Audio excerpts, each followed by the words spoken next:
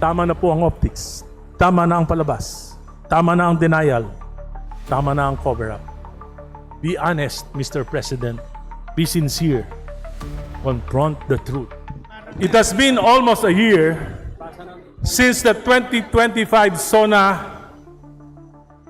Isang taon na ang lumipas, halos. Nang marinig natin ang mahiya naman kayo speech ni Pangulong Marcos. Isang talumpating lumika at nagmulat sa mga mamamayan sa pinakamalaking nakawan sa kasaysayan ng ating bayan. Mga multo at maanumalyang proyekto na pinondohan ng 19th Congress sa loob ng 3 taon. Pagsasabwatan ng pinakamatataas na pinuno ng pamahalaan sa Kamara, sa Senado, sa DPWH, sa DBM, at kung sino-sino pa na nagtatago sa anino ng mga makapangyarihan. Matindi ang naging babala ng Pangulo. Matapang ang kanyang salita noon. Ngunit ngayon, ang tanong ng bayan, Mr. President, ano na? Ano ba talaga ang nangyari? Ano ba ang punot dulo ng nakawang ito? Sino ba talaga ang mga nagsabwatan? Sino ba talaga ang mastermind? Sa darating na Hulyo, muli na namang haharap ang Pangulo sa bulwagang ito. Haharap sa sambayanang Pilipino para sa kanyang ikalawa sa huling SONA.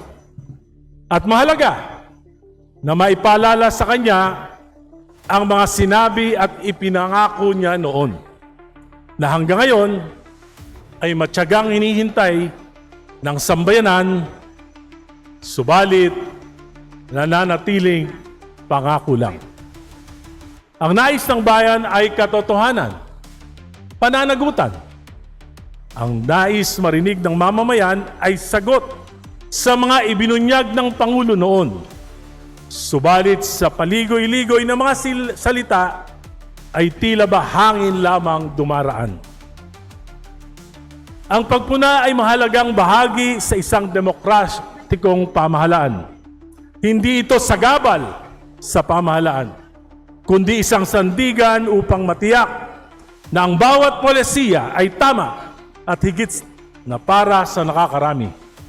At ang salapi ng bayan ay nagagamit sa pagpapaunlad nito. Kung mataliman ang aking mga pahayag, ay dahil lubha ng malalim ang sugat na dinaranas ng sambayanan. Hindi man maaring manahimik, magbulag-bulagan o bingihan habang lugmok na sa kahirapan, korupsyon at kawalan ng pananagutan. Kaya ngayong hapon, Mr. Speaker, Madam Speaker, I rise before you to reveal the true state of the nation, batay sa aking pananaw at sa mga pananaw ng maraming mamamayan, mga ordinaryong mamamayan na nakakausap ko sa araw-araw.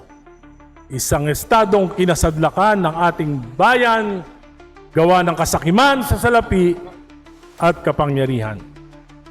Naunawaan ko na ang Pangulo ay hindi naranasan gaano ang kahirapan. Kaya't narito ako para tulungan siyang maunawaan ito. Madam Speaker, after almost a year after the SONA speech of President Marcos Jr., here is the sad state of our country. Sa ekonomiya, 2025 gross domestic product GDP 4.4% from the projection of 5.7%. 2025 last quarter GDP 3%. 2026 first quarter GDP 2.8%.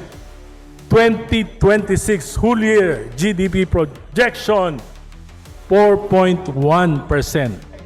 President Marcos, for the last 4 years, failed to realize our GDP projections.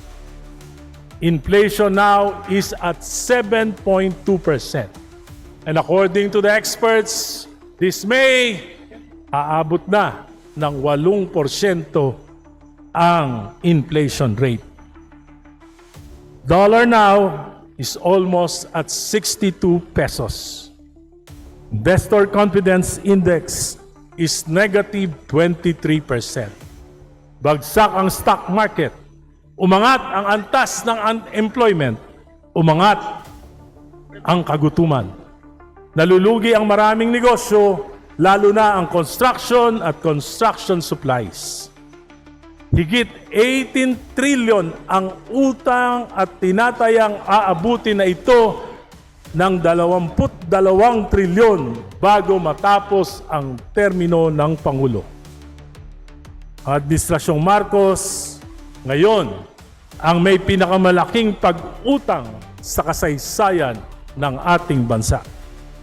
9% taon-taon ang average na pag-akyat ng utang at kalahati lang lamang ang pag-angat ng gross domestic product. Tunay na masasadlak tayo sa kahirapan.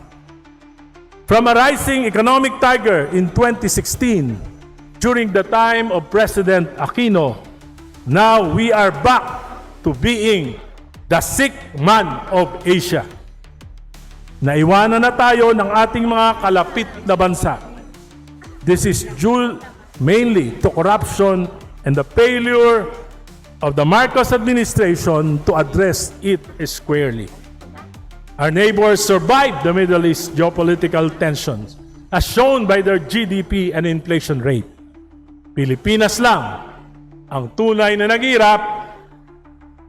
Pilipinas lang ang patuloy na maghihirap. Sa infrastruktura at government spending, instead of sound policy reforms, what the public works did was to resort to optics. Kunwari, mag-iimbestiga. Kunwari, mag-iinspeksyon ng mga proyekto. Tinanggalan ng pondo ang lahat ng flood control projects, maging ang mga higit na kailangan. Kaya sigurado ako na ang baha, pagkawala ng buhay at kabuhayan ngayong tagulan ay mangyayari sa buong bansa. Pinababa ang material cost ng mga proyekto ng napakababa at hindi makatotohanan. Kaya 5 buwan na, wala pa ring procurement. Bagsak ang public spending, lugi ang matitinong kontraktor, lugi ang mga supplier, walang trabaho ang maliliit na construction workers. Sa edukasyon hanggang ngayon, wala pa ni isang classroom ang naitatayo. 180,000 classrooms ang backlog ng ating pampublikong paaralan. Political issues, unity. Yan ang pangako ng Pangulo bilang susi sa pag-uunlad. Ano ang nangyari?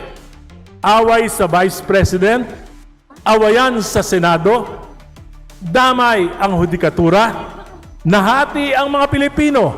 May dilawan, may pulahan, may DDS, may DDH, nag-iinsultuhan, nagmumurahan, parang ang mga grupo naging kulto ng pare-pareho. Ang presidential spokesperson, araw-araw may inaaway. Ito na lang ba ang programa ng Administrasyong Marcos? Ayuda, ayuda, ayuda. Higit 8 bilyon para sa mga barangay. 200,000 pesos kada isa sa 42,000 barangays ng bansa. Makatwiran ba ito? Equitable ba ito? Kailangan ba ito? Namomonitor ba kung tama ang paggasta nito? Hindi para itong salapi na isinaboy sa hangin. 50,000 ang populasyon ng isang barangay, makakatanggap ng 200,000. Yung isang barangay, 1,000 lang ang populasyon, makakatanggap ng 200,000. Where is the equitability? 5 scholars to be determined by the barangay. Di ba dapat ang CHED o mga paaralan ang tamang magpatupad nito?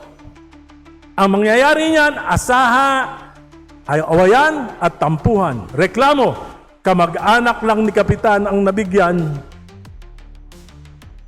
100K. Bahala na kayo kung saan nyo gagastusin. Alam naman natin, barangay, pati SK ngayon, may SOP din. Sayang ang salapi ng bayan. This is patronage politics. Hindi makatwirang programa at walang magiging impact sa pagunlad. Ano ba ang kinakampanya ng Pangulo? Ang pagtaas ng kanyang trust rating o ang pagunlad ng bansa? Lahat ng problema ng bayan, ang sagot ay ayuda. Krisis sa Middle East, ayuda, ayuda, ayuda. Ang mga Pilipino para ng siwan tamad sa halip na mangarap at magsikap, nakanga, naghihintay ng AIX tupad.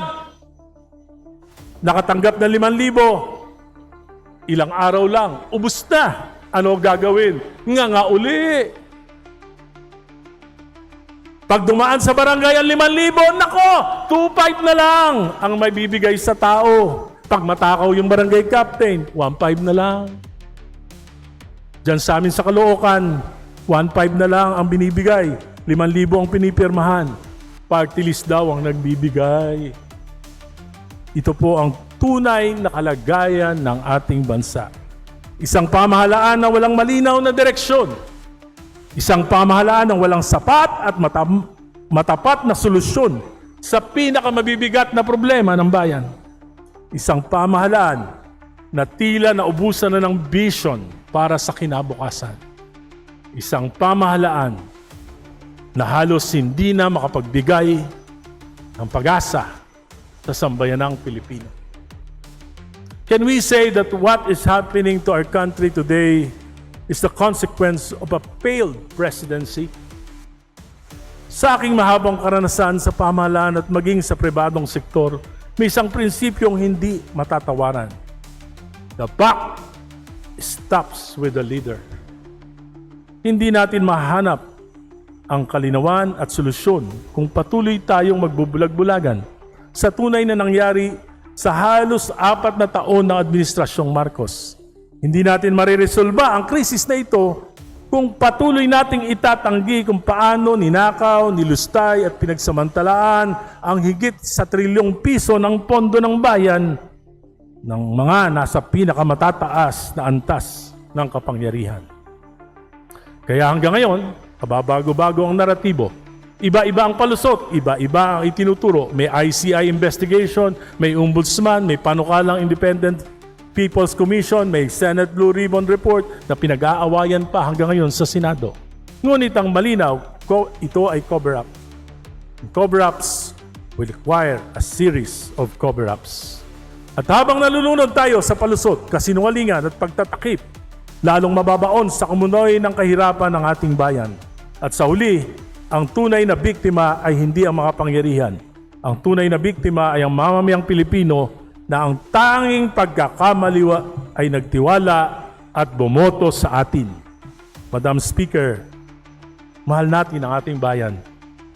I rise today not merely to blame, but to warn. Not merely to criticize, but to confront the truth. Sapagkat hindi na tayo maaring magpatuloy sa kasinungalingan. Hindi na tayo maaring magpanggap na normal ang lahat habang nasusunog ang bahay ng ating bayan.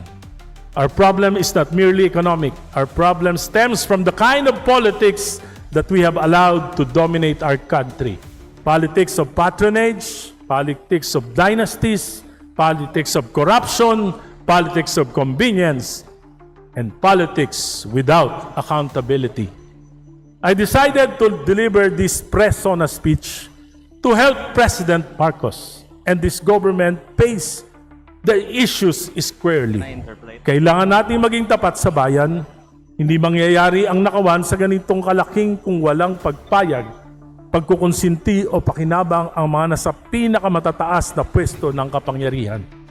In my petition before the Supreme Court regarding the constitutionality of unprogrammed appropriations, lumabas ang mga SARO para sa flood control projects, bilyon-bilyon, under the UA na may pagpayag ang Pangulo. Ang ating Pangulo ang may pangunahing may pananagutan sa problemang ito. Alam ko, maging ang ating Vice President may ambag sa kaguluhan na nangyayari sa ating bayan. Marami sa Senado ang nakipagsabwatan na nahimik habang nangyayari ito. Kaya ngayon, yan yung punot dulo ng pinag-aawayan nila dyan. Alam ko rin po, dito sa Kamara, yung pinakamatataas na pinuno ng 19th Congress. Sa katunayan, ang committee chairman, si Saldico, tumakas na. Nagpapasarap na sa Paris habang lahat tayo'y naghihirap dito. Sa halip na magmaang-maangan, harapin natin ang katotohanan. Kaya ngayong hapon, sana makarating sa ating Pangulo. Pakinggan mo naman yung mga abang tinig. Sa SONA, sa July 27, ang nais marinig ng sambayanan ay hindi palusot, hindi pagtuturo kung kani-kanino, hindi scripted optics, hindi bagong palabas. Ang nais marinig ng sambayanan ay ang katotohanan. Ang nais marinig ng sambayanan ay ang paghingi natin ng paumanhin. Ang nais marinig ng sambayanan ay malinaw na plano kung paano wawakasan ang krisis na ito at kung paano ang ating mga pananagutan.